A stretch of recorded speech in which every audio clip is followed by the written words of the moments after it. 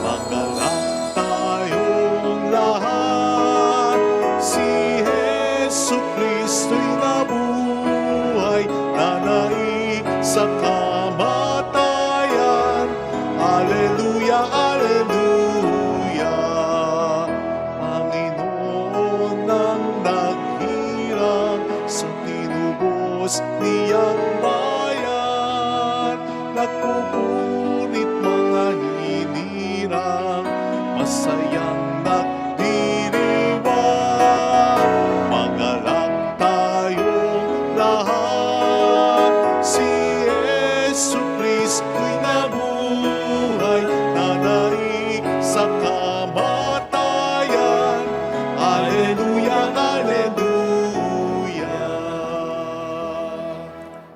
Sa ngalan ng Ama at ng Anak at ng Espiritu Santo, Amen. sumainyo ang Panginoon At sumayo rin. upang tayo maging marapat sa misang ito, alin at pagsisimuna para sa ating mga kasalanan at pagkukulang. Tayo pong lahat, inaamin ko Sa makapangyarihan Diyos at sa inyo mga kapatid, na lubha ako nagkasala sa isip, sa salita at sa gawa, at sa aking pagkukulang. Kaya isinasamo ko sa mahal na Birhen Maria, sa lahat ng mga anghel at mga banal, at sa inyo mga kapatid, na ako'y ipanalangin sa Panginoong ating Diyos. Kaawaan tayo ng mapagmahal na Diyos, patawarin sa ating mga sala, at patnubayan hanggang sa buhay na walang hanggan. Amen. Panginoon, kaawaan mo kami. Panginoon, kaawaan mo kami. Kristo, kaawaan mo kami. Kristo, kaawaan mo kami. Panginoon, kaawaan mo kami. Panginoon, kaawaan mo kami. Yumuko tayo, maaaring ibulong sa Panginoon ang ating intensyon. Manalangin tayo. Ama naming makapangyarihan, gawin mong aming maipahayag na ang Panginoong nabuhay ay nananaig sa lahat upang kami makatanggap sa mga kaloob na nakikita bilang sangla na mga bigay niyang lingid sa aming mga mata. Ngayong siya'y namamagitan, kasama ng Espiritu Santo, magpa sa walang hanggan. Amen. Ang salita ng Diyos mula sa mga gawa ng mga apostol. Nagkaisa ang damdamit isipan ng lahat ng sumasampalataya at di itinuring ni numan na sarili niya ang kanyang mga ari-arian, kundi para sa lahat. Ang mga apostol ay patuloy na gumagawa ng kababalaghan at nagpapatotoo sa muling pagkabuhay ng Panginoong Hesus. At ibinuhos ng Diyos ang kanyang pagpapala sa kanilang lahat. Walang nagdarahop sa kanila, sapagkat ipinagbibili nila ang kanyang lupa o bahay, at ang pinagbilhan ay ibinibigay sa mga apostol. Ipinamamahagi naman ito ayon sa pangangailangan ng bawat isa. Gayon ang ginawa ni Jose, isang Levitang taga-Chipre. Kaya't Bernabe ang itinaguri sa kanya ng mga apostol. Ibig sabihin, matulungin. Ipinagbili niya ang kanyang bukid at ibinigay sa mga apostol ang pinagbilhan. Ang salita ng Diyos. Salamat sa Diyos. Panginooy naghari na, ang damit niya'y maharlika. Panginooy naghari na, ang damit niya'y maharlika. Panginooy nagahari, na ang suot sa katawan ay damit na maharlika at batbat ng kalakasan. Panginooy naghari na, ang damit niya'y maharlika. Ang sandigan ng daigdig, matatag ang pinatungan. Kahit ano ang gawin pa'y, hindi ito magagalaw. Ang trono mo ay matatag simula pa noong una. Bago pa ang ano paman, likas ikay naroon na. Panginooy naghari na, ang damit niya'y maharlika. Walang hanggan, Panginoon, ang lahat ng tuntunin mo. Sadyang banal at matatag, sambahang iyong templo. Panginooy naghari na, ang damit niya'y maharlika.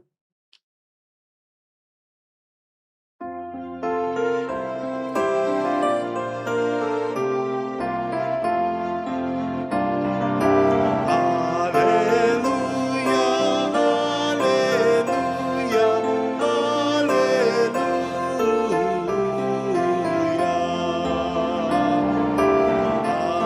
Hallelujah, hallelujah.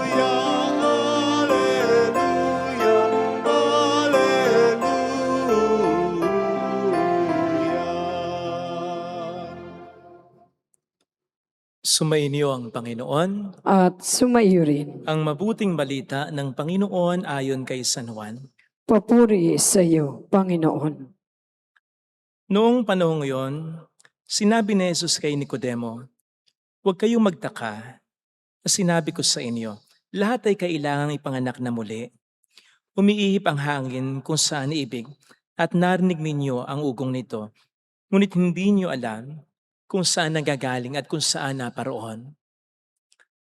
Gayun din ang bawat ipinanganak sa Espiritu.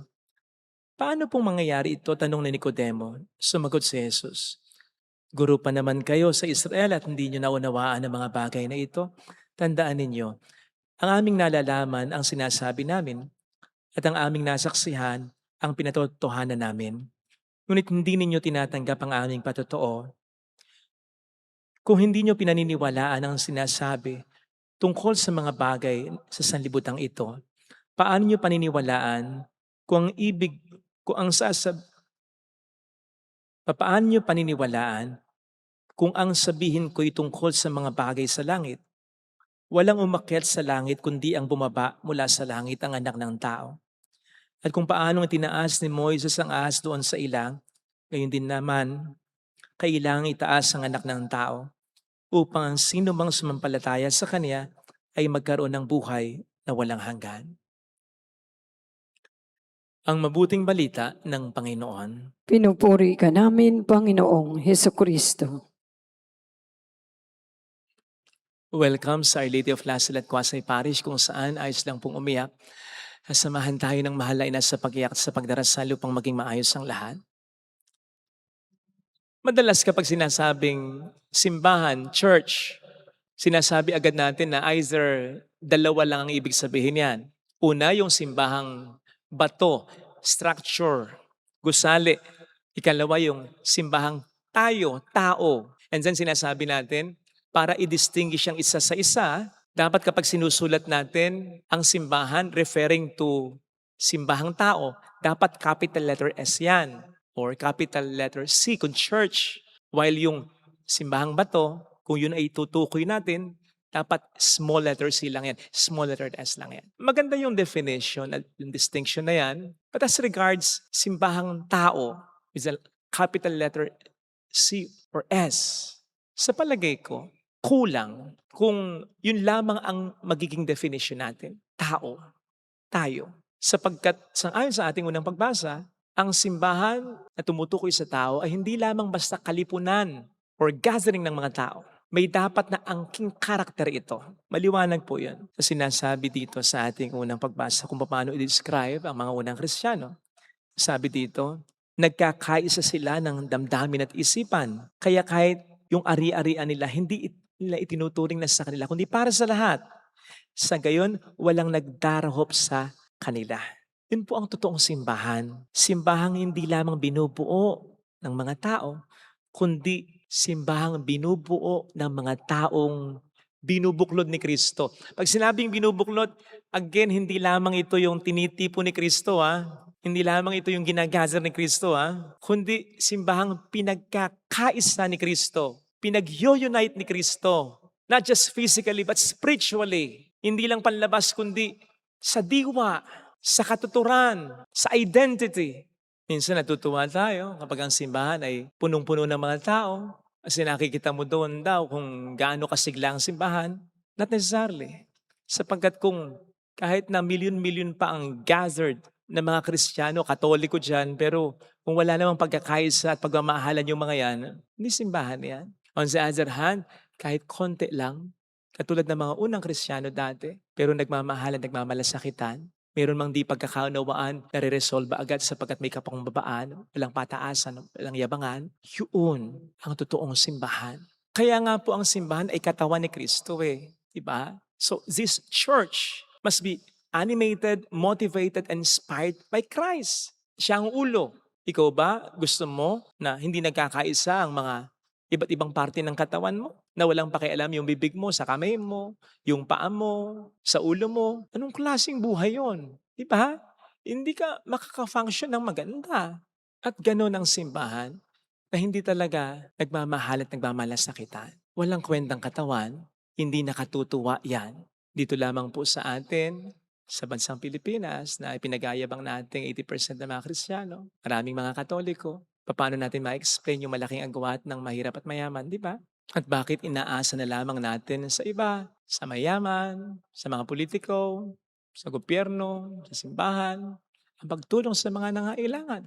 Wala ba tayong maibibigay na tulong kahit papaano lang? Alam po ninyo, sa unang simbahan, sa mga unang Kristiyano, ang pagbibigay ng pagkakaisa ay hindi tungkol sa mayaman, tumutulong sa mga mahirap. Hindi, lahat nagtutulungan.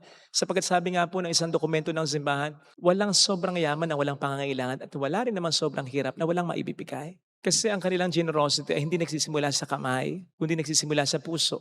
Pusong binago ni Kristo. Kaya pusong may malasakit sa kapwa-tao. Ngayon, kung hindi ganito ang puso natin, bahagi nga kaya tayo ng simbahan ni Kristo? Baka simbahang bato lang at hindi simbahan na katawan talaga ni Kristo sapagkat hindi niya tayo nabago. Sakim pa rin tayo. Wala tayong malasakit sa ating kapwa-tao. Huwag naman po sana. Kaya sa misang ito, ipagdasal po natin ang simbahan in general na magkaroon naman talaga ng pagkiling sa mga mahirap. Na i-priority talaga ang mga mahirap. Pagdasal natin ang bawat isa na magkaroon tayo ng malasakit sa ating kapwa, lalong-lalo na sa mga lubhang nangangailangan. Pagdasal natin na tayo tunay na maging bahagi ng katawan ni Kristo. So much so na siya na ang kumikilos sa ating pagkatao. Kasi kung si Kristo ay talagang kumikilos sa ating pagkatao, imposible na hindi tayo maawa sa ating kapwa-tao. Kaya nga po, kung wala na tayong awang nararamdaman para sa iba, kabahan na po tayo. Kasi po pwedeng ibig sabihin nun, hindi tayo bahagi ng katawan ng Panginoon. Ito sana ang hiling nating biyaya sa ating banal na pagdiriwang. Ngayon, lagay natin ang ating kanang kamay sa tapat ng ating puso.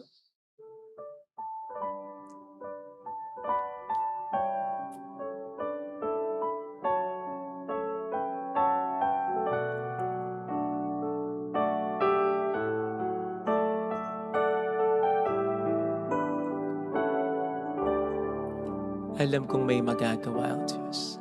Alam kong may magagawa Makapangyarihan siya. ang Diyos. Alam kong may magagawa ang Diyos. Alam kong may magagawa Walang imposible sa Kanya. ang Diyos. Kung ako'y magtatapat, Kung ako'y magtatapat sa Kaniya'y maglilingkod, sa Kanya'y maglilingkod, alam kong may magagawa ang Diyos. may magagawa ang Diyos. Alam kong diringgin ng Diyos ang samo Alam kong diringgin ang Diyos sapagkat anak niya ako. ang samo ko. Alam kong diringgin ng Diyos ang samo Alam kong diringgin ang Diyos ang samo ko. kung ako'y magtatapat. Kung ako'y magtatapat Sa Kaniya'y maglilingkod, sa Kanya'y maglilingkod, alam kong diringgin ng Diyos ang samo. diringgin ang Diyos ang samo. Kumikit tayo. Panginoon, tulungan mo akong maging tunay na katawan mo sa mundong ito. Maging buhay ka nawa sa buhay ko. Kung kinakailangang mamantay ako sa pagiging makasarili ko, masungit, sa pag-aalala ko, sa reservation ko, paano na ako, baka maubusan ako, kailangan mag-ipon ako. Kung kinakailangan mamatay ako, sa kontrol na meron ako. Tulungan mo ako kasi gusto ko maging totoong parte ng simbahan mo. Kalugod-lugod sa iyo. Hallelujah. Purihin mo, Diyos. Hallelujah. Pasalamatan sa iyo. Siya ay muling babalik sa atin. Hindi niya tayo iiwan. Hindi niya tayo pababayaan. Paniwalaan natin. Hallelujah! Purihin ang Diyos. Hallelujah! Sa takdang panahon, babalik ang Panginoon upang tayo ay tapat siya sa kaniyang mga pangako sa atin. Sabihin mo sa sarili mo, mayroong magandang mangyayari sa iyo. Higit pa sa inaasahan, sapagkat mahal ka ng Diyos makadala. Kung lalapit ka kay Jesus, maaaring matagal, maaaring maging mahirap, pero magiging maayos din ang lahat. Mayroong magandang mangyayari sa iyo.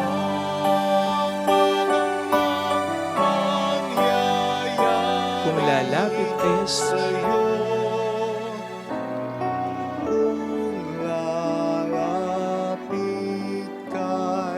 papuri sa Ama at sa Anak at sa Espiritu Santo. Kapara ng sa una, ngayon magpakailanman, magpa sa walang hanggan. Amen.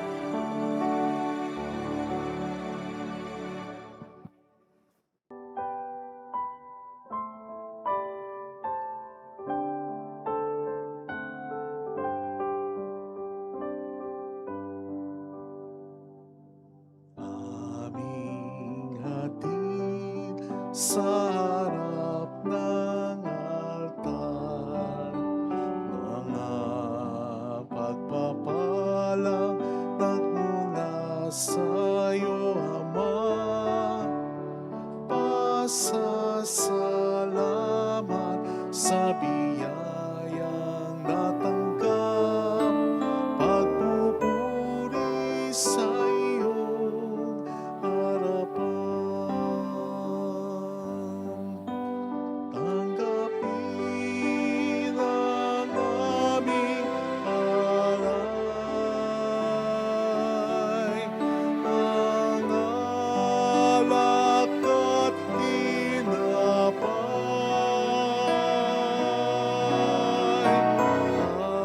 at pagsaluhan ng munting handog, ang tinapay ng buhay at kalis ng kaligtasan.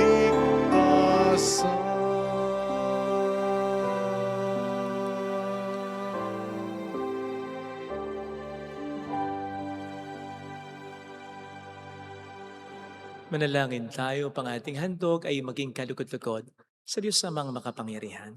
Tanggapin nawa ng Panginoon itong paghahain sa iyong mga kamay, sa kapurihan niya at karangalan sa ating kapakinabangan at sa buong sambayan niyang banal. Ama naming lumikha, ipagkaloob mong kami ay laging magalak sa pagdiriwang ng Pasko ng pagkabuhay ng iyong anak, upang ginagawang patuloy na pagsakip sa amin ay maging sanhi ng aming ligayang walang maliw. Sa pamamagitan niya, kasama ng Espiritu Santo, magpa sa walang hanggan. Amen. Sumainyo ang Panginoon. At sumaiyo rin. Itaas sa Diyos ang inyong puso at diwa. Itinaas na namin sa Panginoon. Pasalamatan ng Panginoong ating Diyos. Marapat na siya ay pasalamatan. Ama naming makapangyarihan, tunay ngang marapat na ikaw ay aming pasalamatan.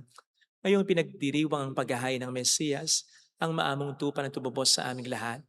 Sa paghahain ng sariling buhay sa pagkabuhay ng anak mong mahal, nabuksan ganap ang iyong tahanan at kaming pinaghaharian mo'y naging kasambahay.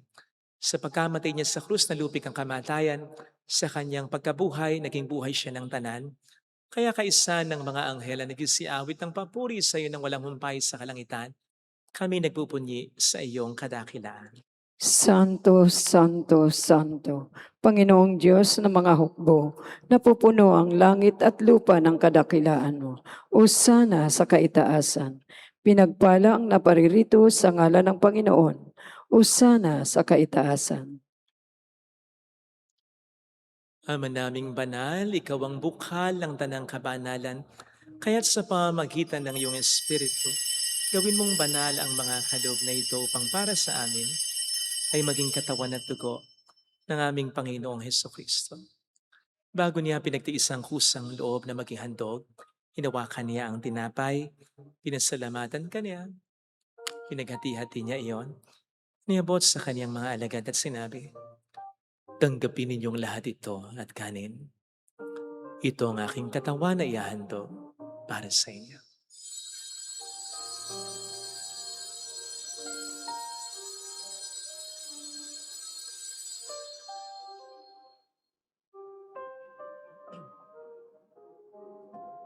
Gayun din naman nang matapos ang hapunan, nawa kaniyang kalis.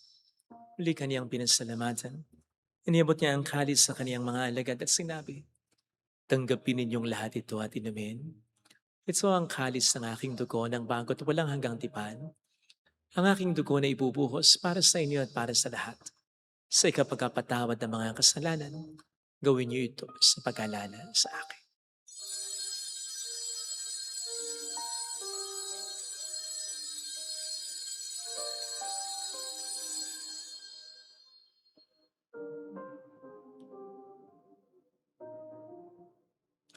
Ang misteryo ng ating pananampalataya. Si Kristo'y namatay, si Kristo'y nabuhay, si Kristo'y babalik sa wakas ng panahon. Ama, ginagawa namin ngayon ang pag-alaala sa pagkamatay at muling pagkabuhay ng iyong anak.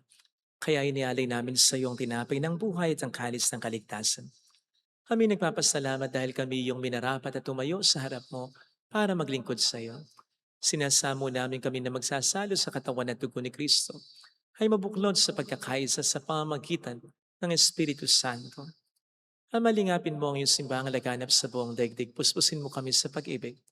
Kaisa, ni Leon na aming Papa, ni Dennis na aming Obispo, at ang Tanang Kaparian.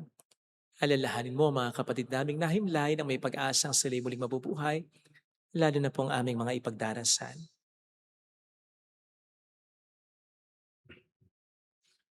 Kaawaan mo sila at patuloyin sa iyong kaliwanagan. Kaawaan mo at paging tapatin kaming lahat na makasalo sa iyong buhay na walang wakas. Kaysa ang mahal na Birhen ng Lasalet, ang ina ng Diyos, San Jose ang kabiyak ng kanyang puso, lahat ng mga banal na namuhay dito sa daigdig ng kalugod-lugod sa iyo, may pagdiwang nawa namin na pag-upuri sa ikararangal mo sa pamamagitan ng iyong anak na aming Panginoong Heso Kristo.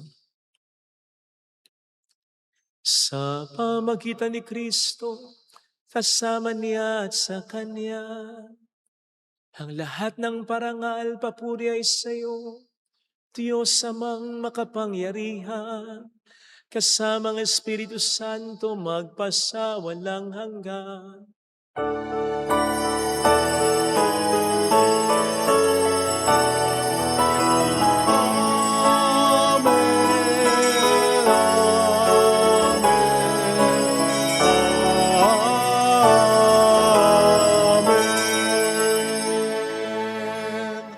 Tumawag tayo sa Ama.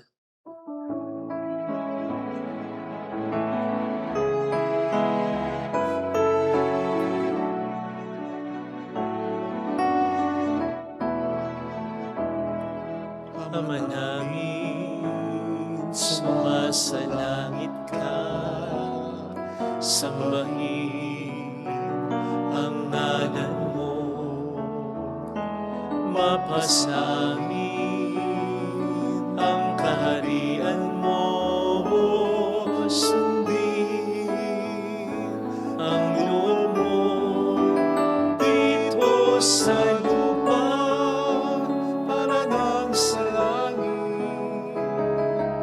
Bigyan mo kami ngayon ng aming kakanin sa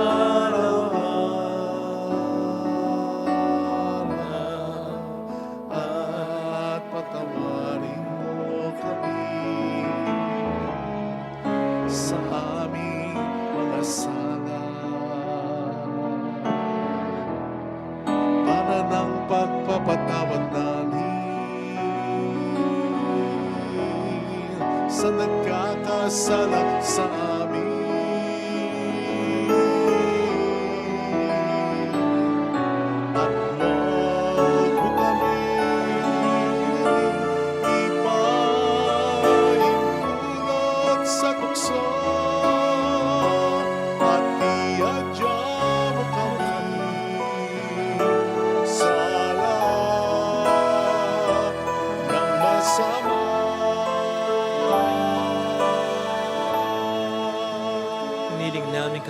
sa lahat ng masama, pagkalooban ng kapayapaan na araw-araw iligtas sa kasalanan, samantalang aming pinaghahandaan ang dakilang araw ng pagpapahayag ng tagapagligtas naming sa Heso Kristo. Sapagkat iyo ang kaharian, ang kapangyarihan at ang kapurihan, magpakailanman. Amen. Panginoong Heso Kristo, sinabi mo noon, sinasabi mo rin sa amin ngayon, kapayapaan ang iniiwan ko sa inyo, ang aking kapayapaan ang binibigay ko. Tunghayan mo ang aming pananampalataya, huwag ang aming pagkakasala. Pagkalooban mo kami ng kapayapaan at pagkakaisayon sa iyong kalooban, kasama ng Espiritu Santo magpasa walang hanggan. Amen. Ang kapayapaan ng Panginoon ay sumainyo nawang lahat. At sumayo rin. Magbigayan tayo ng kapayapaan sa isa't isa. Kapayapaan po. Kordero ng Diyos na nag-aalis ng mga kasalanan ng sanlibutan, maawa ka sa amin. Kordero ng Diyos na nag-aalis ng mga kasalanan ng sanlibutan, maawa ka sa amin. Kordero ng Diyos na nag-aalis ng mga kasalanan ng sanlibutan, ipagkaloob mo sa amin ang kapayapaan. Narito sa harap natin ng Panginoon ang ating buhay at kaligtasan. Mapalad tayong inaanyayahan. Panginoon, hindi ako karapat-dapat na magpatuloy sa iyo, ngunit sa isang salita mo lamang ay gagaling na ako.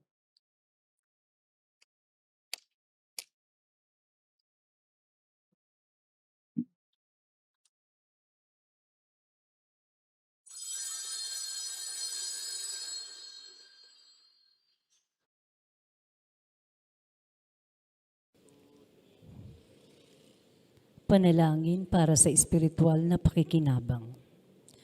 Panginoong Hesus, ako ay naniniwala na ikaw ay nasa kabanal-banalang sakramento. Iniibig kita ng higit sa lahat at ninanasa kong tanggapin ka sa aking kaluluwa. Sapagkat sa mga sandaling ito, hindi kita matatanggap sa sakramento. Tumuloy ka sa espiritu sa aking puso. Niyayakap kita na parabang naririto ka na. Inaalay ko ng buong buo ang aking sarili sa iyo. Huwag mong hayaang mawalay ako sa iyo. Amen. Hallelujah.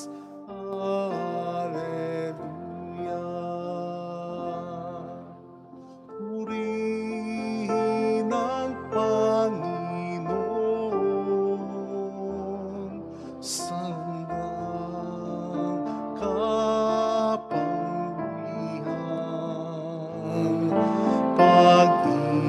pag-ibig niya'y tunay, laging tapat kailanman. Si Kristo'y nihain na,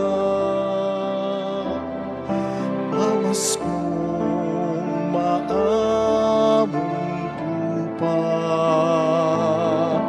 Magsalo tayong masaya sa tinapay at pamista, bago't wagas.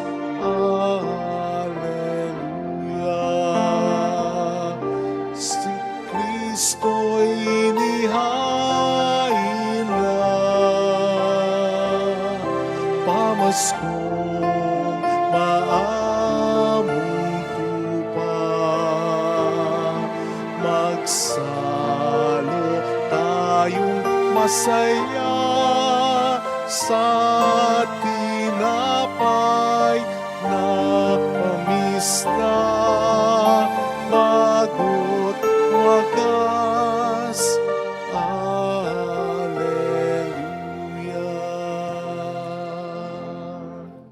Manalangin tayo.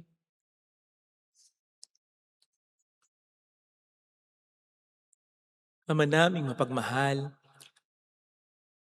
ang aming mga pagluhog ay iyong pakinggan para sa pagkakamit ng iyong tulong sa amin araw-araw at para sa pagkakaloob ng ligayang walang katapusan na pawang dinudulot ng banal na pakikinabang sa pagdiriwang ng pagkapalitan ng iyong bigay at ng aming alay.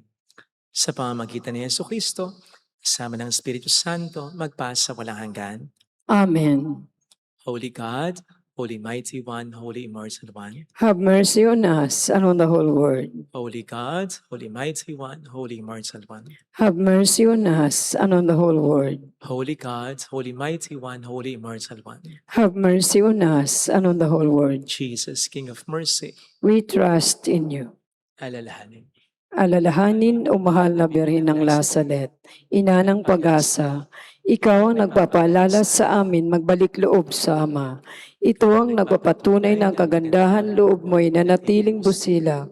Sa pag-aaruga mo sa amin, tungkulin mo'y tinupad.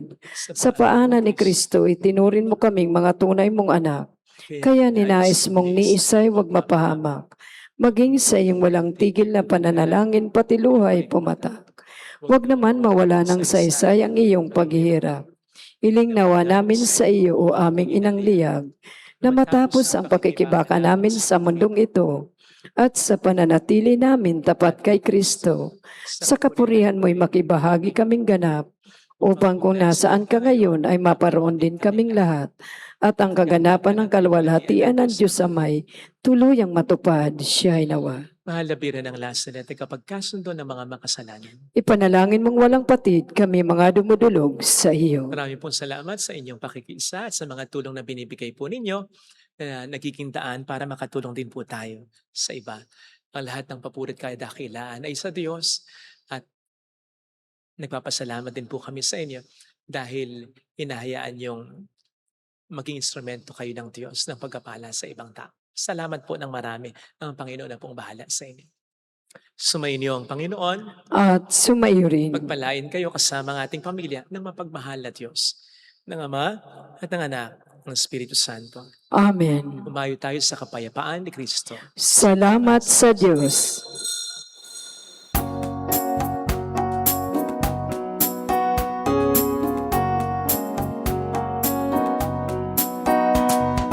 On this day, O Mother of my Lord, we sing you praise for lighting up our way. Your tears did soften up the hearts of men, and they still do today. May our love for you bring comfort in your pain. On this day, O Mother of our Lord, we sing you praise for lighting up our way. Your tears did soften up the hearts of men, and they still do today. May our